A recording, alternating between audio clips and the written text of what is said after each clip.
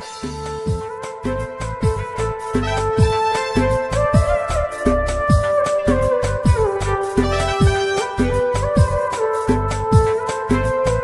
les amis, aujourd'hui Golf 4 TD 115, petit souci qu'a rencontré mon collègue. Voyant d'huile rouge qui s'allumait, et après voyant orange aussi, voyant d'huile. De toute façon ça on s'en fout, ça c'est les, comment ça s'appelle, le fil des plaquettes qui est déchiré, donc ça me bat les couilles. Et quand vous avez un problème comme ça de voyant d'huile, surtout le rouge, c'est qu'il y a un problème de pression. Bon, maintenant il ne s'est pas allumé parce que voilà, il est sur place, mais une fois qu'on roule, ben, il s'allume. Donc je vais attendre un peu, peut-être qu'il va s'allumer. Mais là apparemment il s'allume pas, mais en roulant il s'allume rouge. Premier truc à faire quand vous avez un problème comme ça, coupez le contact, vous laissez refroidir bien sûr.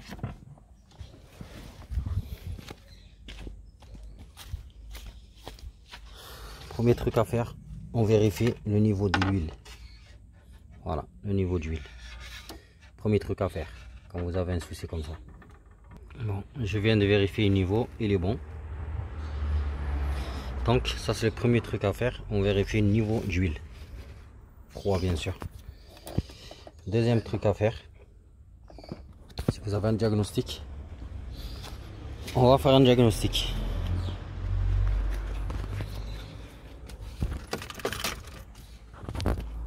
On va faire un diagnostic pour voir si ça nous sort la sonde capteur de pression d'huile.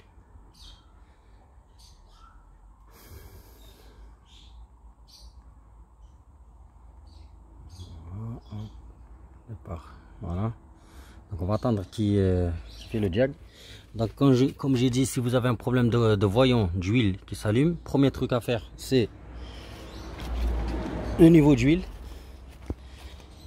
Voilà, si le niveau est bon, donc là, soit vous avez un souci du capteur de pression d'huile qui est là, sur le support de filtre à huile. On va le voir, il est là. Voilà, c'est ça. Soit lui qui déconne, après ça vous allume le voyant au tableau de bord, le voyant d'huile. Soit, bon je l'espère pas pour vous, soit la pompe à huile. Et la pompe à huile, elle est dans le carter de l'huile, qui est entraîné par une chaîne qui tient sur le vilebrequin. C'est elle qui fait monter l'huile jusqu'à ici. C'est la pompe à huile. Elle fait remonter l'huile jusqu'au culbuteur. Et c'est elle qui alimente le turbo. Donc si elle est HS, si elle est, bon, elle fonctionne pas bien, donc ça risque de casser le moteur. Vous risquez de casser le turbo, vous risquez de casser le moteur. Voilà. Mais j'espère pas. J'espère que ce sera que ce capteur de pression qui coûte pas cher. S'il y a un problème si par exemple vous changez ce capteur et que vous roulez, qu'il y a toujours le voyant de rouge d'huile allumé, et bien là il y a un problème de pompe à huile qui est dans le carter, et là il va falloir démonter le carter, enlever la pompe, la nettoyer, surtout la crépine, des fois elle se bouche, attention, elle se bouche et elle a du mal à envoyer l'huile jusqu'en haut. Donc vous la démontez, vous la nettoyez bien comme il faut et vous la remettez. Voilà, des fois il suffit juste un bon nettoyage aux crépines et ça repart à zéro. Et des fois il faut la changer. Voilà, qu'elle est morte, elle est morte. Voilà, c'est les deux solutions que vous avez, soit la sonde, soit la pompe à huile. Voilà. Et concernant le voyant orange d'huile, ça des fois je vais vous dire, c'est pas l'huile, c'est pas le niveau. Des fois c'est soit le capteur qui est dans le carter de l'huile, vous savez le capteur d'huile, capteur de niveau d'huile qui est dans le carter, soit la fermeture du capot. La fermeture du capot, normalement il y a un truc là-bas dedans, comme les fermetures de porte. Un micro switch, il est dedans. Et des fois l'huile se dessoude. Il faudra l'enlever, le nettoyer. Et là vous aurez plus de problème de voyant orange. Je parle orange d'huile. Donc voilà les amis. Voyant orange, capteur dans le carter d'huile ou la serrure du capot. Voyant rouge, ça c'est la pression d'huile. Voilà, il y a la pression d'huile. Moi j'ai pas l'outil, mais normalement il y a un outil de pression pour tester la pression d'huile. Qu'on débranche la sonde et qu'on met l'outil Après on démarre, on accélère, il faut que ça arrive à 2-3 bars je crois. Là pour voir qu'il y a une bonne pression d'huile, là votre pompe à huile fonctionne bien. Si vous avez 0 en pression, ben, votre pompe à huile elle est naze. Voilà les amis, on va voir le diagnostic s'il a fini. S'il nous sort une sonde ou un capteur, ça serait bien. Bon, il est toujours en analyse. Je vais mettre une pause. On reprend la vidéo, il a fini le diagnostic. Je ne sais pas si vous voyez parce qu'il y a un soleil, il fait 38 degrés. Bon, ils ont sorti là un coup de moteur, 2 défauts, transmetteur, temps admission G71. Vous savez ce que c'est ça? Transmetteur, temps d'admission G71, rupture, court-circuit, mes couilles et tout ça là. En fait, ça c'est le capteur de pression de suralimentation. Il est en défaut. Mais mon collègue, il n'a pas de problème de puissance quoi. C'est le capteur de pression. Il est là-bas. Voilà, c'est lui. Rappelez-vous bien. Ce code défaut là, 17564, transmetteur, temps d'admission. C'est le capteur de suralimentation. On s'en fout, ça nous intéresse pas. Airbag, on s'en fout. De toute façon, c'est des conneries ça. Module confort, bon, ça c'est la centralisée. Commande de vitres avant gauche. Commande de les vitres avant gauche. Regardez, il marche très bien. Voilà, on va supprimer ces défauts. En attendant, ça m'a pas donné le capteur de pression d'huile. Donc, je vais supprimer tous les défauts. On va attendre qu'il rescanne. On va attendre qu'il rescanne. Et je vais vous montrer quelque chose. À quoi ressemble ce capteur? J'envoie, si vous le démontez, au moins vous savez ce que c'est. Vous avez vu ça? C'est le support du filtre à huile. Là, vous avez le filtre à huile, vous avez le capuchon. Et bien d'accord, il est comme ça, en haut, en face de vous. Support du filtre à huile, le refroidisseur d'huile. Là, c'est le liquide de refroidissement qui circule, attention. Des fois, le joint ici, il pète. L'huile, elle se mélange avec le liquide de refroidissement. Il suffit juste de changer chez joint qui coûte pas cher. Et que vous allez dans le garage, il va vous dire un joint culasse. L'huile, l'eau, c'est joint culasse. C'est de la merde, c'est des conneries, c'est des magouilles, c'est des arnaqueurs. Pourtant, c'est juste ce joint qui est mort et l'huile, elle se mélange avec le liquide de refroidissement. C'est facile à démonter. Et si vous avez une clé 32, vous le démontez, il sort comme ça complètement, vous changez le joint. Voilà, si vous avez un problème de l'huile dans le bocal qui se mélange avec l'eau, c'est pas le joint culasse, attention. Et voilà le capteur de pression. Clé 24. On va voir à quoi ça ressemble ce merdier. C'est un capteur, voilà, comme une sonde. Voilà, c'est tout. Hein. Ben, c'est lui qui mesure la pression d'huile. C'est lui qui mesure la pression et qui donne l'info calculateur. Des fois, lui, il déconne, ben, vous aurez le voyant d'huile qui s'allume à chaque fois. Voilà. Donc moi, ce que je vais faire, je vais le nettoyer. Je vais remplacer ça directement là-bas. Et comme ça, quand mon collègue il vient la récupérer, il va la tester sur la route parce que demain il part en vacances. Et il va voir si le voyant il est parti. S'il est parti, tant mieux. Ça sera que ça. S'il est parti, s'il n'est pas parti, pardon, et bien là c'est un problème de pompe à huile qu'il faudra soit la nettoyer, soit la changer. Et le mieux c'est de la nettoyer. Des fois ça marche, mais moi je préfère la changer. Comme ça vous n'aurez pas à démonter le carter de l'huile, pâte à joint, mes couilles, après vous rechanger tout quoi. C'est du boulot, attention, c'est pas facile. Donc pour l'instant je vais nettoyer celle-là et je vais la remplacer là-bas sur la Golf qui a ce problème. Et après on verra. Si le problème il part, tant mieux, ça sera que ça. Si le problème il part pas, eh ben là, grosse couille là, là ça sera la pompe à huile. J'espère pas parce que c'est pas facile à démonter, c'est une misère. Il faut enlever tout le carter d'huile, la pompe, remettre tout, pâte à joint, tout, c'est tombé. Bon, qu'est-ce qu'il a fait le diagnostic? Donc je vais mettre pause le temps qu'il finit et on verra. Voilà les amis, il a fini le diagnostic.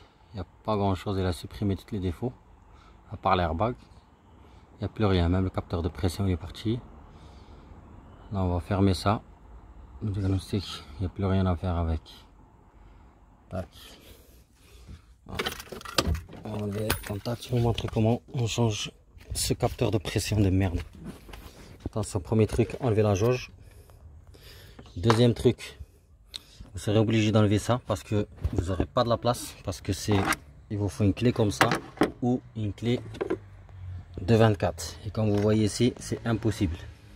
Il y a les durites de merde, il y a les trucs de merde. Donc il va falloir enlever ça pour vous faire un peu de place, comme ceci. On pose ici. Et là, le capteur, il a une fiche que j'ai déjà déclipsée. C'est une fiche normale comme ça, vous voyez là. Donc c'est pas compliqué, voilà, déclipser. C'est cette fiche du capteur. Il ne reste que le capteur qui est là. Voilà, vous le voyez là, sa mère, c'est lui. C'est lui là.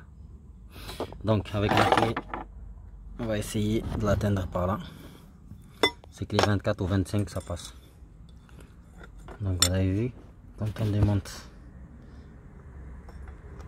le support, ça on a de la place. Attendez. Quand on démonte ça, on retrouve de la place. Donc là je l'ai déjà dévissé. Et là je vais essayer de continuer avec la main. Il faudra le dévisser. Comme j'ai dit, il ressemble à ça. Donc il va falloir le dévisser comme ça. Voilà, c'est parti. Voilà les amis, il est là, je l'ai enlevé. C'est celui-là qui est HS apparemment. Donc je vais le nettoyer par lui que j'ai nettoyé déjà, on voit la différence. On va le remettre tranquillement. Vous voyez la place, il n'y a pas. Hein. Constitué de merde. Donc je vais essayer de le mettre et je reviens. Voilà les amis, j'ai nettoyé, je vous conseille le nettoyer en frein et une soufflette. Le mieux c'est une soufflette comme ça. Vous voyez le trou là, il faut bien souffler dedans. Donc regardez comment j'ai rendu comme neuf. Je vais le mettre.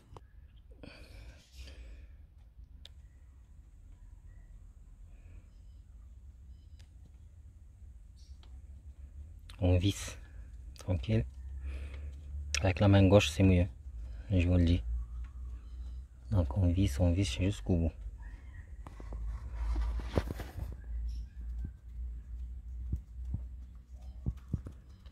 Une fois au bout, voilà, là il est au bout. Donc je reprends ma clé